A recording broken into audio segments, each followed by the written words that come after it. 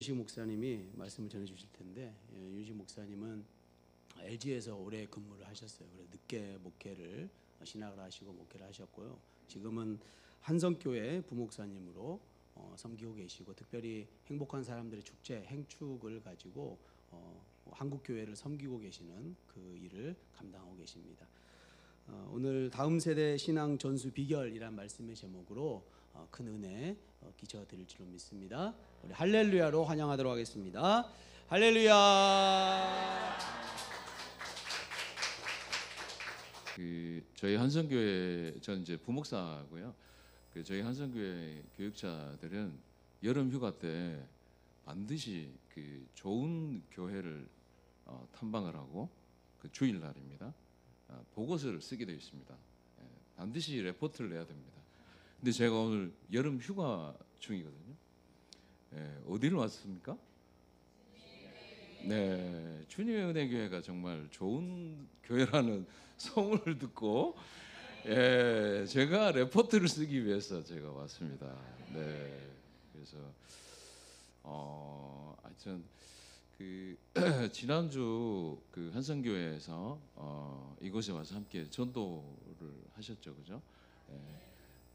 어떠셨어요? 네? 네. 저도 여기 와서 지난주 저도 여기 왔었어요. 이 교회로 오지는 못했는데 이제 여기 와가지고 함께 이제 다른 교회에 전도 현장에서 함께 다녔는데 저희 한성교회 선교 대원들한테 물어봤어요. 제가 이제 물어봐야 될 거잖아요. 어떠시냐 이렇게 소감을 물었더니 평생 흘렸던 땀보다 더 많은 땀을 흘렸다. 뭐 이런 얘기를 하더라고. 진짜 저도 어마어마하게 땀을 많이 흘렸거든요 그날. 너무너무 덥더라고요. 야, 저는 한나절 했는데 그래서 한나절 폭염성에서 참 땀에 진짜 완전히 뒤범벅이 돼가지고 전도지를 돌리는 그런 대원들과 교인 여러분들의 모습을 보니까 정말 극기 훈련 그 자체였습니다. 지난주 토요일 날 목사님하고 저하고 이제 식사를 하는데 갑자기 어느 분이 전화를 하셨어요. 전도지를 보고 교회에 오시겠다고 그렇게 얘기를 하셨습니다. 혹시 오늘 못 오셨죠? 하여튼 오실 거예요. 네, 오시겠다고 연락을 그냥 하셨어요. 그래서 역사상 처음이라고 얘기를 하셨는데 전도지를 돌리는 것도 처음이지만 하나님께서 전도의 미련한 것으로 믿는 자들을 구원하시기를 기뻐하셨도다. 이 전도의 미련한 것에서 하나님께서 역사하신 줄 믿습니다. 우리가 전도하기만 하면 하나님께서 놀라운 구원의 역사를 이루시기를 기뻐하시는 줄 믿습니다. 제가 지난 한 3년 동안 많은 한국 교회를 행축으로 돕고 있습니다. 근데 제가 행축의 성공 비결을 알게 됐어요. 여기도 성공을 하셔야 되죠. 아직 안 하셨잖아요, 그죠? 성공하셔야 되죠. 제 비결을 알고 있어요. 그게 뭘까요? 네? 바로 담임 목사님의 열정입니다. 근데 제가 우리 목사님 제가 참 좋아하는데 저희 목사님 딱 뵈면 정말 둘째가라면 서러워할 정도로 열정이 그냥 막 넘치시는 그런. 그럼 반드시 성공하시겠죠? 그렇죠. 앞으로 이 행축을 통해서 이곳 주님의 교회가 정말 차고 넘치는 부흥을 주실 줄 믿습니다. 네, 여론조사 기관 갤럽에서 1000명의 부모들에게 물었어요. 죽기 전에 마지막 소원 한 가지를 말한다면 무엇입니까? 근데 1000명 중 750명, 75%의 부모가 마지막 소원은 자녀가 잘 되는 것, 이렇게 응답을 했습니다.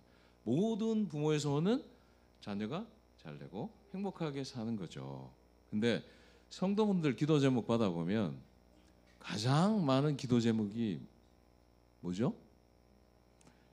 네, 바로 방황하는 자녀가 돌아오기를, 자녀 구원, 자녀 믿음이죠. 저도 마찬가지고.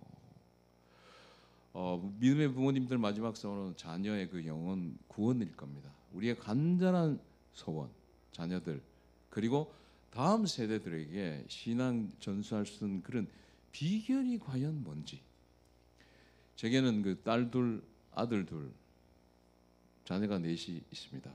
네, 좀 많죠. 네. 이 자녀들 얘기는 이제 이따가 오후에 우리 사모한테 들으시고 어떻게 하다가 저희 사모가 여기 참 서게 됐습니다. 하나님께서 저희 가정에게 알려주신 또 저한테 알려주신 그런 신앙 정수의 저 방법 그거를 오늘 여러분하고 좀 그 은혜를 나누고자 합니다. 미전도 종족이라 하면 스스로 복음화할 수 있는 공동체가 없는 종족을 말합니다. 기독교인 비율이 3% 이하면 미전도 종족으로 봅니다. 그 현재 대한민국 다음 세대 복음화 비율이 3% 이하입니다. 그러면 20%가 기독교인이라고 우리가 보면 20명의 교인 중 3명이 그 교회를 간다는 얘기예요. 자녀 중 3명, 15%만 교회 가고 나머지 17%, 17명, 85%가 불신자라는 겁니다. 우리 자녀들이 선교 필수 대상인 미전도 종족이 되어버렸다는 겁니다. 다음 세대로 신앙 전수가 안 되고 있다는 거예요. 근데 문제가 뭐냐면 젊은이들이 교회를 떠나잖아요. 그러면 가정과 교회는 그냥 바로 위기에 직면합니다. 신앙 전수가 다음 세대를 향한 교회 가정의 가장 핵심적인 관심사항이죠. 그래서 현재 많은 교회들이 이 문제를 고민하지만 특별한 해결책이 없어요. 이게 문제예요. 신앙 전수의 주체가 누굴까요? 네? 부모, 또 교사. 네. 그렇게 우리가 알고 있잖아요. 대부분 동의하죠. 주일학교 여기 교사분들 계시잖아요. 그래. 여기 주일학교 자녀들 위해서 정말 많은 그런 선생님들의 헌신, 애씀, 수고가 있습니다. 신앙 교육의 중심에는 교회가 있고 또 교회 교육에 대한 많은 투자를 지금 하고 있습니다. 근데 교회가 다음 세대 신앙 교육을 위해서 투자할 수 있는 시간이 뭐냐? 이게 시간을 보면 일주일에 1시간이라는 거예요. 잘 생각해 보세요. 1시간이에요. 1시간 동안 애들이 여기서 교육을 받는 거예요. 그러면 1년이면 몇 시간이에요? 52시간이에요. 52시간에 불과하다는 거예요. 그럼 이거 3일도 안 돼요. 정말 이게 다음 세대를 위한 신앙 전수의 최선일까요? 자녀가 가정에서 보내는 시간이 대부분인데 자녀 신앙을 교회하고 교사들한테 그냥 맡기고 있는 부모들이 많다는 거예요. 다른 사람의 힘을 빌려서 자녀들 신앙 전수를 잃어버리는 거죠. 믿음의 부모들도 어떤 생각을 하고 있는지 아세요? 자녀가 공부 잘하고 좋은 대학, 좋은 직업 가지길 바라요. 믿음이 좋고 또 세상적으로 성공하길 바란다는 거예요. 두 가지를 같이 바라는 거예요. 어떤 부모는 시험 때가 되면 자녀 교회 안 보내요. 학원을 보내요. 성적 진학, 성공, 물질만이 부모의 책임이라고 생각하는 거예요. 이렇게 가정과 교회가 충돌하기까지 한다는 겁니다. 분명히 충돌하고 있어요. 가정에서 신앙을 전수하려면 어떻게 해야 되냐? 또 이런 이제 해답을 많이 얘기하죠. 대표적인 방법이 뭘까요? 가정 예배를 드리라고 합니다. 근데 이게 어려워요. 저희도 가정 예배 잘 드리기가 힘들어요. 왜 드리기가 힘듭니까? 바쁘지 않습니까? 일하기 바쁘잖아요. 서로 바쁘잖아. 공부하는 자녀도 바쁘잖아. 그 서로 얼굴도 보기가 힘들거든요. 그 일하기 바쁜 부모, 공부하는 자녀가 얼굴도 보기 힘든데 서로 모인다고 쳐요? 근데 그 자녀들이 앉아있는 자녀가 온몸을 비틀면서 지겨워해요. 지겨합니다. 네, 많이 지겨하잖아요. 또 두 번째, 말씀을 자녀한테 부모가 직접 가르치라고 얘기를 많이 하죠. 부모가 말씀을 좀 가르쳐. 근데 말씀을 가르치는 건 더 어려워요. 왜? 정작 성경을 못 읽고 있는 부모들이 많아요. 그게 현실입니다. 자, 또 부모가 신앙을 삶으로 자녀한테 보여주는 게 가장 좋다고 얘기해요. 근데 이건 정말 어렵습니다. 우리 엄마는 교회에 오면 천사 같은데 집에만 오면 마귀가 돼요. 아빠가 매일 교회만 있었으면 좋겠어요.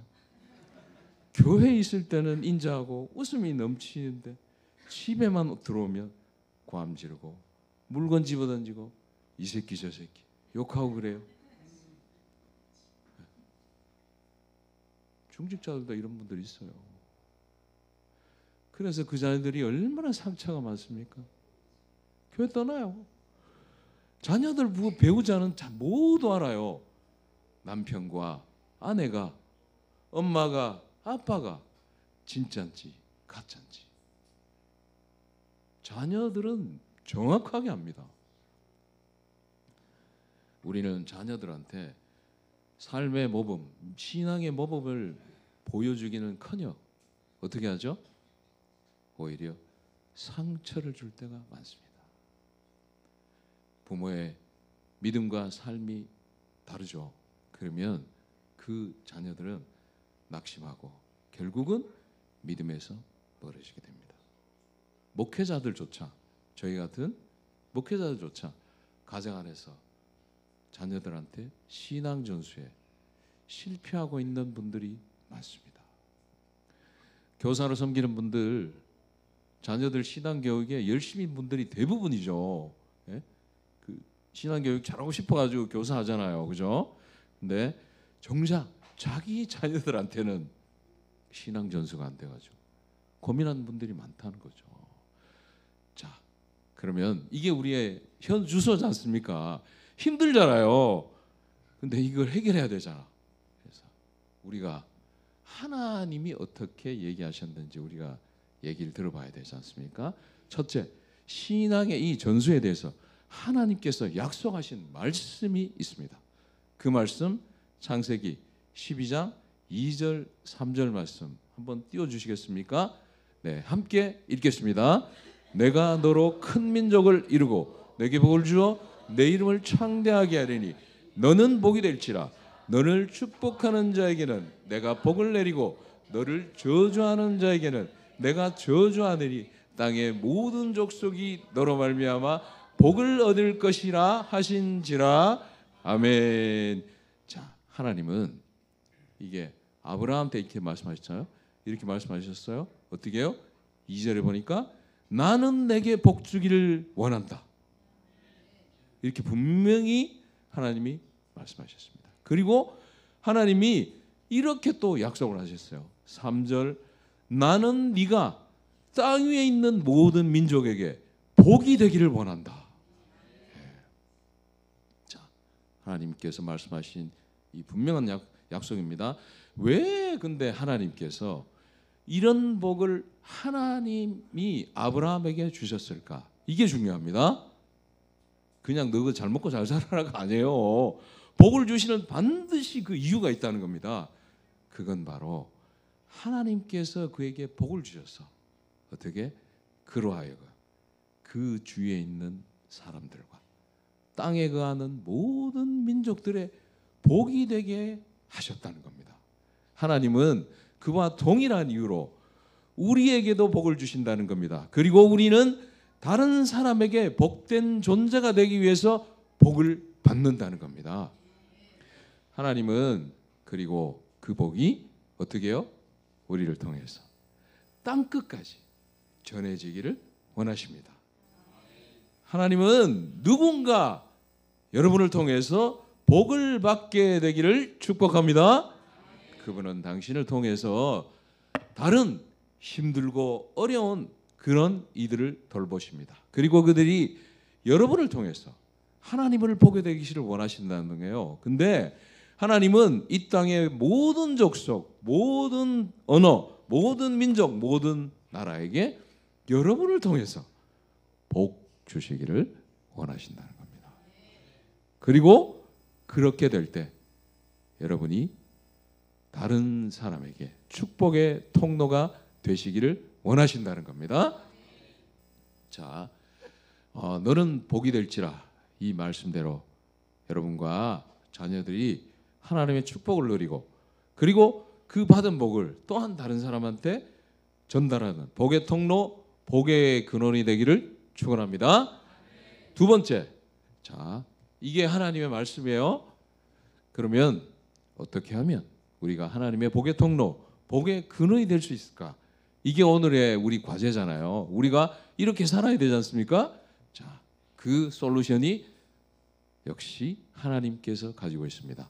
민수기 6장 22절 27절 말씀 함께 읽겠습니다. 시작. 여호와께서 모세에게 말씀하여 이르시되 아론과 그들 아들들에게 말하여 이르기를 너희는 이스라엘 자손을 위하여 이렇게 축복하여 이르되 여호와는 내게 복을 주시고 너를 지키시기를 원하며 여호와는 그의 얼굴을 내게 비추사 은혜 베푸시기를 원하며 여호와는 그 얼굴을 내게로 향하여 드사 평강 주시기를 원하노라 할지니라 하라. 그들은 이같이 내 이름으로 이스라엘 자손에게 축복할지니 내가 그들에게 복을 주리라. 아멘. 자, 이 말씀이 어떤 말씀이냐면 이스라엘 백성들이 출애굽을 했잖아요. 그리고 가나안에 들어가기 전에 어디 있었죠? 광야에 있었지 않습니까? 그 광야가 40년 광야 생활을 했어요. 근데 하나님께서 이들이 그 험한 광야에 들어가시기 전에 이 말씀을 미리 주시고 그 광야 생활을 준비시키셨습니다. 그래서 이 말씀은 누구한테 준 말씀인 줄 아세요? 제사장들한테 준 말씀이에요. 제사장. 아론 제사장들한테. 이 제사장은 뭐죠? 하나님께 예배하고 또 하나님의 백성들을 대신해서 축복하는 그런 제사장인데, 하나님의 백성들 이렇게 축복하면 복을 주시겠다, 이렇게 분명히 오늘 이렇게 말씀하셨어요. 자, 어떤 복일까요? 세 가지 복입니다. 첫째, 24절에 보니까 여호와는 내게로 오실 건들을 지키시기를 원하며 라고 했습니다. 지키다라는 이 말은 히브리어로 원어를 보면 이 둘레를 이 가시 울타리로 이렇게 둘러치다라는 그런 뜻이에요. 그러니까 포도원 양 우리의 그 둘레를 가시 울타리로 이렇게 쳐서 보호하듯이 하나님께서 우리를 그렇게 보호하고 지키시를 축복한다, 이 말씀입니다. 어디에서? 세상의 모든 불행과 악한 영들로부터 하나님께서 울타리를 쳐가지고 우리를 지키시고 보호하신다는 겁니다. 하나님은 무엇보다 우리에게 이런 지키시는 복을 부어주시를 원하십니다. 둘째, 25절에 보니까 뭐라고 되어 있습니까? 여호와는 그의 얼굴을 내게 비추사 은혜 베푸시기를 원한다고 되어 있습니다. 얼굴을 비추신다는 게 어떤 말이냐면 하나님께서 우리한테 사랑과 남다른 그런 애정을 표현하시는 거예요. 여기에 은혜는 뭐죠? 받을 권리가 전혀 없는데 그 사람한테 하나님께서 값없이 거저 주시는 선물이에요. 죄와 허물로 죽었던 우리가 뭐죠? 오늘 어메이징 그레이스 찬양도 했는데 하나님의 그 놀라우신 은혜로 값없이 구원을 우리는 선물로 받았어요. 하나님은 그 크신 사랑으로 어떻게 우리에게 그 값없는 하나님의 은혜를 베푸시기를 원하신다는 겁니다. 셋째, 26절에 보니까 여호와는 그 얼굴을 내게로 향하여 드사 평강 주시를 원하노라, 이렇게 말씀하셨습니다. 하나님께서 얼굴을 누구한테 이렇게 이제 그 향하신다는 게 있잖아요. 하나님은 얼굴이 없으세요. 이게 의인화를 한 거거든요. 우리가 이렇게 알아듣게 하나님의 형상을 우리처럼 이렇게 표현하신 거예요. 하나님의 얼굴을 누구한테 향한다는 건 어떤 거냐면 하나님의 얼굴은 하나님의 임재를 얘기합니다. 그래서 하나님이 그와 함께 하신다는 하나님의 임재의 축복을 얘기합니다. 평강이 뭐냐 하면 샬롬이잖아요. 이거는 이 단순히 그런 불행이 없는 소극적인 그게 의미가 아니고 우리가 하나님 안에 전적으로 머물고 하나님께 의존할 때 주어지는 영혼의 기쁨, 평화, 형통함을 말합니다. 하나님은 우리한테 이 함께 하셔서 하나님의 임재의 축복 그리고 하늘의 평강을 주시기를 원하십니다. 자, 결론이 27절 함께 읽어볼까요? 27절 말씀 시작. 그들은 이같이 내 이름으로 이스라엘 자손에게 축복할지니 내가 그들에게 복을 주리라. 아멘. 자, 내 이름으로는 뭐죠? 하나님의 이름이죠. 하나님의 이름으로 축복하는 것은 축복의 주처가 하나님이란 뜻입니다. 제사장은 축복을 하는 사람이지만 축복의 통로라는 겁니다.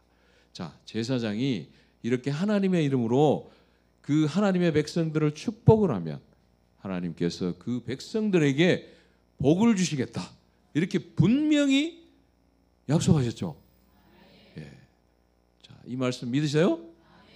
자, 그러면 여러분이 가정의 제사장이죠. 가정의 제사장 아닌가요?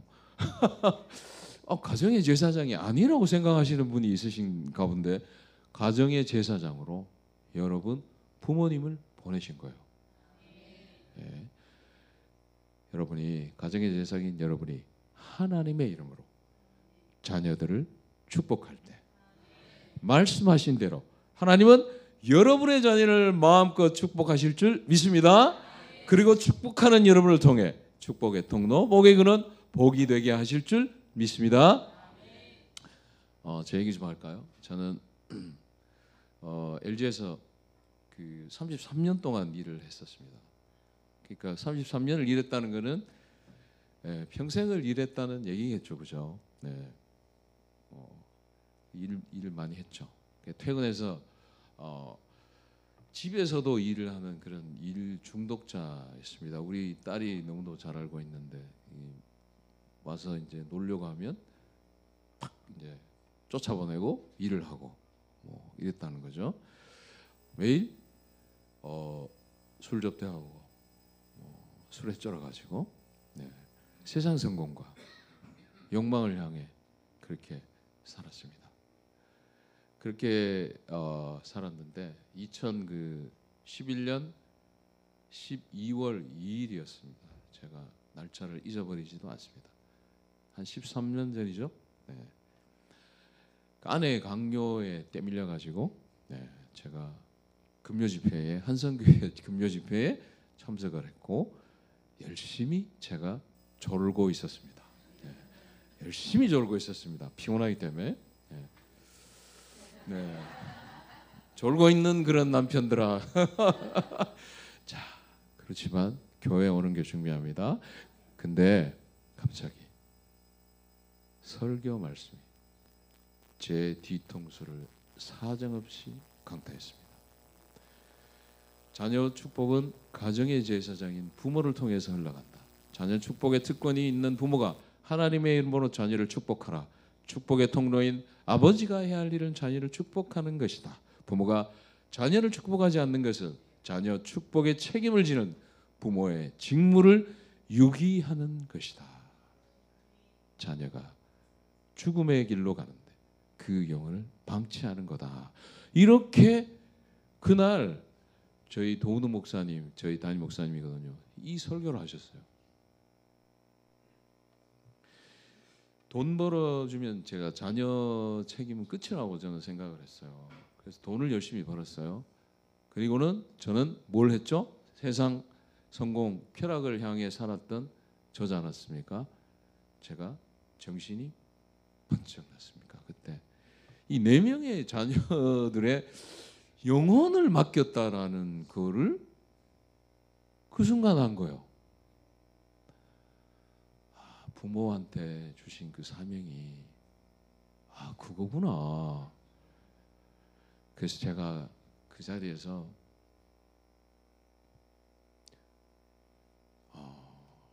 눈물이 쏟아지고 회개가 터져나왔어요. 그리고는 그 다음 날부터 제가 출근하기 전에 뭘 했을까요? 네, 내 자녀들 머리에 손을 얹고 이렇게 축복을 했습니다. 여호와는 지은에게 복을 주시고 지은을 지키시기를 원하며 여호와는 그 얼굴을 지은에게 비추사 은혜 베푸시기를 원하며 여호와는 그 얼굴을 지은에게로 향하여 드사 평강 주시기를 원하노라. 우리의 큰딸이 지은이잖아요. 너 대신에 자녀 이름을 넣어서 축복했습니다. 이렇게 한 번 축복하는데 15초가 걸립니다. 4명이면 딱 1분 걸립니다. 정확하게 1분. 그리고 딱딱딱딱 하고 저는 딱 출근을. 이렇게 뭐 지금까지 하고 있는데 그렇게 이제 축복한 지 2달이 지났을 때 얘기입니다. 밤새도록 클럽 다니고 술 먹고 수업 빼먹고 학점 날리고 불신난침 사귀고 대학생 큰딸이 그 지경이라는 걸 알게 됐어요. 이것도 하나님께서 알게 해주셨어요. 제가 알려고 한 게 아니에요. 근데 하나님이 그냥 알게 해주셨어요. 자녀한테 배반을 당해 보셨어요? 다 배반 안 당해 보셨나요? 다 당해 보시지 않나요? 네, 이 하늘이 무너지지 않습니까? 아내 오늘 이제 간증하는 아내가 간증을 할 텐데 아내 그런 모습을 저는 처음 봤어요. 그날 잊을 수가 없어요. 머리를 콘크리트 저 벽에 찧어가면서 이 이마가 피에 터지면서 그렇게 괴로워했어요. 저 딸을 붙잡고 같이 죽자고 그러더라고. 그때 우리 딸이 이제 그 음대에 다니고 있었잖아요. 근데 하나님을 뭐 찬양하는 딸이라고 주셨다고. 우리 아내는 뭐 철석같이 믿었다는 거죠. 그 괴로움이 크죠. 근데 자녀는 믿는 게 아닙니다. 무조건 배신당합니다. 무조건 배신당합니다. 아들은 여자 생기면 어떻게 해요? 제정신이 아닙니다. 네, 저도 그랬고 딸은 남자가 생긴다. 그럼 무조건 도망가죠. 네, 그렇죠? 제가 어떻게 했을까요? 그때 딸을 그 자리에서 휴학시켰어요. 음대 다니는 딸을 휴학시킨다는 게 치명적입니다. 노래하는 딸은 길길이 뛰고 난리가 났습니다. 교수한테 오페라 해야 되는데 제가 오페라 그 주연 그때 해야 되는데 어떻게 해야 되냐? 못 보낸다. 그랬습니다. 딸이 몇 개월째 병에만 틀어박혀 있었어요. 그 딸한테 제가 할 수 있는 게 아무것도 없더라고요. 딸 그냥 돌아오게 해달라고 울며 이제 기도를 했죠. 그리고 매일 그 딸을 축복을 했습니다. 그러기를 6개월. 그 딸이 회개하며 하나님을 만났습니다. 지금은 그 딸이 베를린에 가서 이제 대학원 공부를 마치고 지금은 이제 독일 극장에서 오페라 전속 솔리스트로 활동을 하는 그런 은혜를 주셨습니다. 하나님의 이름으로 큰딸을 매일 축복했을 때 어떻게 됐죠? 하나님께서 그 딸을 구원하셨습니다. 그리고 하나님을 찬양하는 그 축복의 통로가 또한 되게 하셨습니다. 저희 둘째가 오늘 못 왔는데 아마 오후에는 올 겁니다. 이게 미리 제 둘째 얘기를 좀 드릴게요. 둘째가 지혜인데 최지혜입니다. 근데 유치원 교사를 했습니다. 이 4년 전에 그 우리 작은 딸이 이건 간증을 했던 건데 저한테 퇴근하자마자 학수고대하는 일과가 있었어요. 유치원에서. 그건 바로 냉장고 문을 열고 맥주 캔을 따서 들이키고 그리고 통닭을 뜯는 겁니다. 매일 그랬대요. 매일. 왜 그랬을까요? 상사인 그 유치원 부원장이 있었대요. 이 유치원 부원장이 매일같이 괴롭혔대요. 들들들들 왜 볶는 거 있잖아요. 네. 그래서 우리 둘째가 날마다 내가 오늘 유치원 당장 때려치리라 매일 결심하고 출근을 했다고 하더라고요. 예. 근데 모태 신앙이잖아요. 우리 저 아내가 교회를 어릴 때부터 그렇게 데리고 다녔으니까 모태 신앙의 딸인데 문제가 뭐냐면 하나님이 믿어지지 않는 거예요. 저도 평생을 괴로워했는데 하나님이 믿어지지 않아 괴로워합니다. 그러다가 하나님을 떠나서 세상을 방황하게 됐다는 겁니다.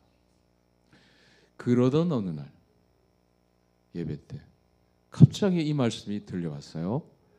우리가 아직 죄인 되었을 때 그리스도께서 우리를 위하여 죽으심으로 하나님께서 우리에 대한 자기의 사랑을 확증하셨느니라. 로마서 5장 8절 이 말씀으로 성령께서 그 시간 하나님의 사랑을 딸한테 부어주셨어요.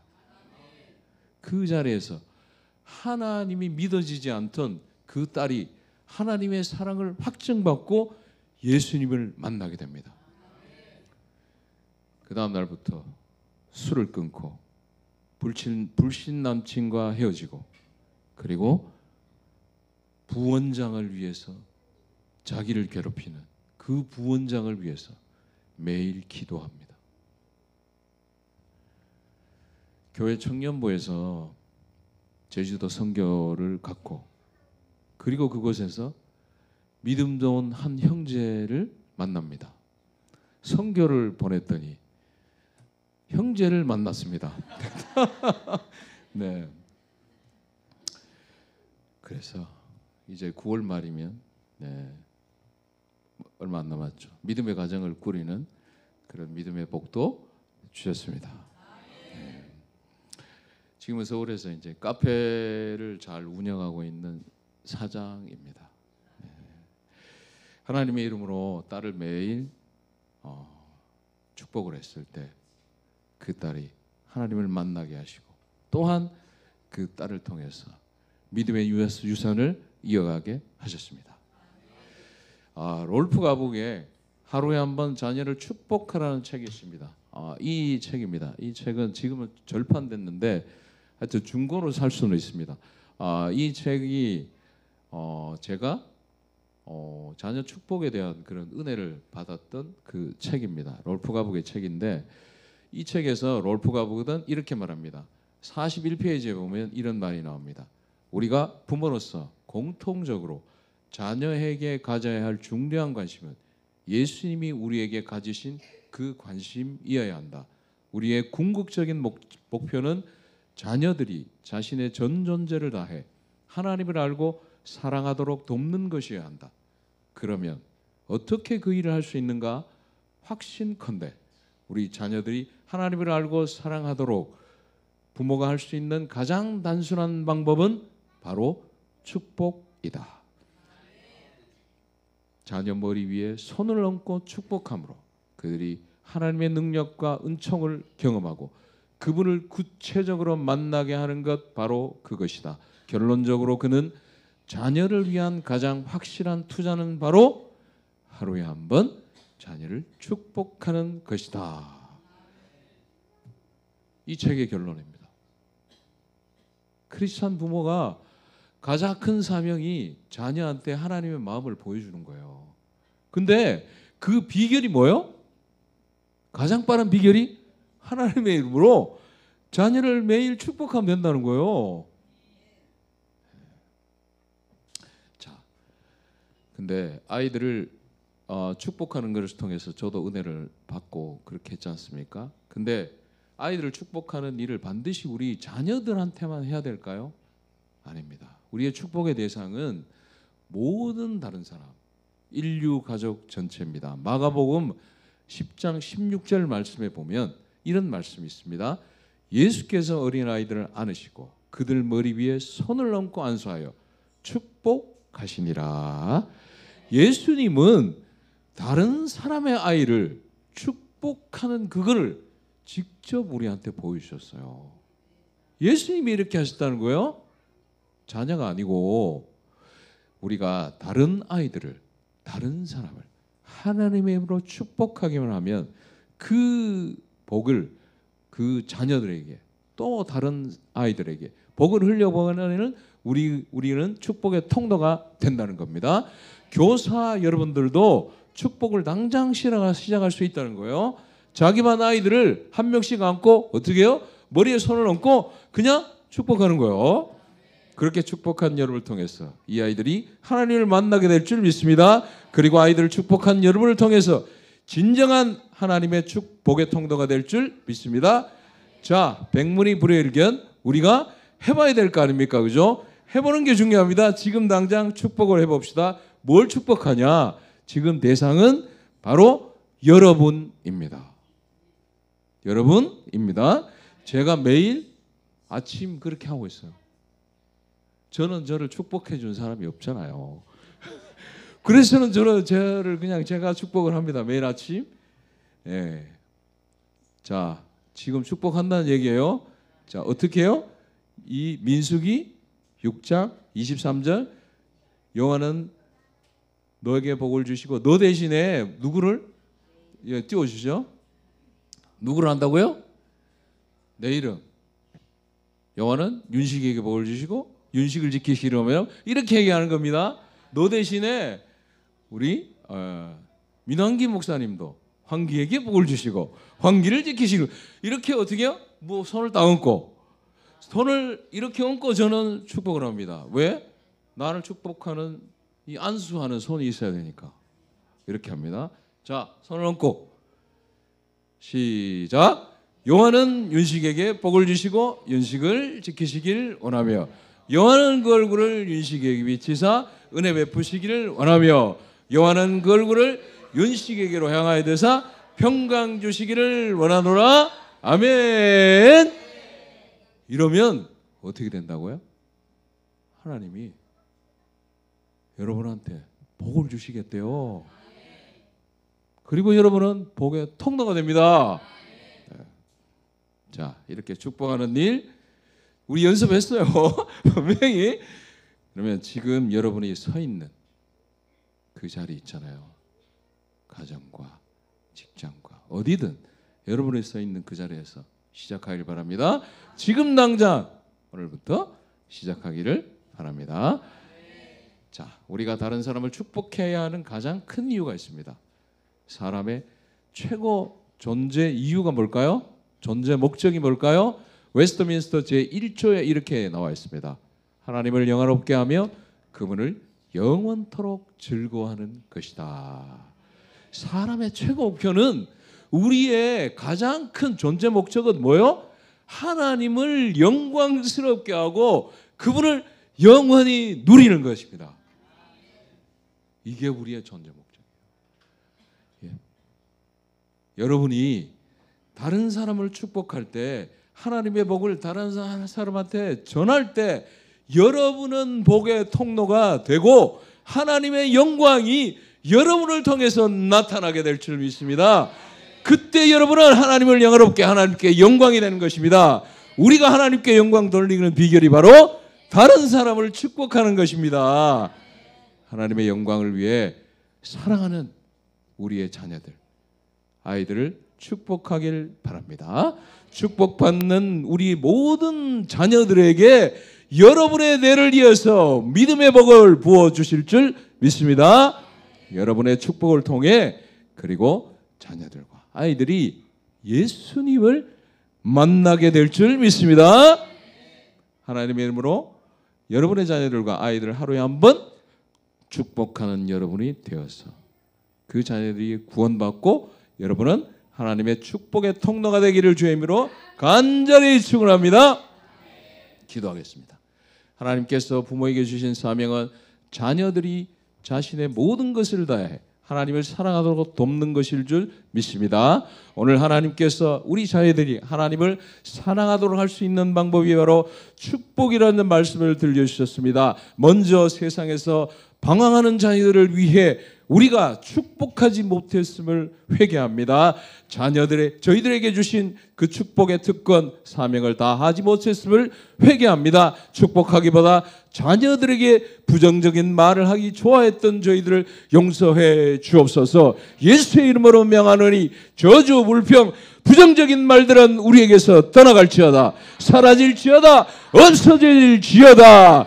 오늘 하나님께서는 하나님의 이름으로 자녀를 축복하면 하나님께서 우리 자녀들에게 놀라운 복을 주시겠다고 약속하셨습니다. 저희들에게 하나님께서 우리의 그 축복 기도를 통해 우리 자녀들이 하나님을 만나는 구원의 은혜를 부어주옵소서. 그리고 우리가 자녀들에게 축복의 통로가 되게 하여 주옵소서. 우리의 자녀들도 되려 축복받는 자녀들이 되게 하여 주옵소서. 그리고 축복한 우리를 통해서 하나님 영광 받아 주시옵소서. 예수 그리스도의 이름으로 기도합나이다. 아멘.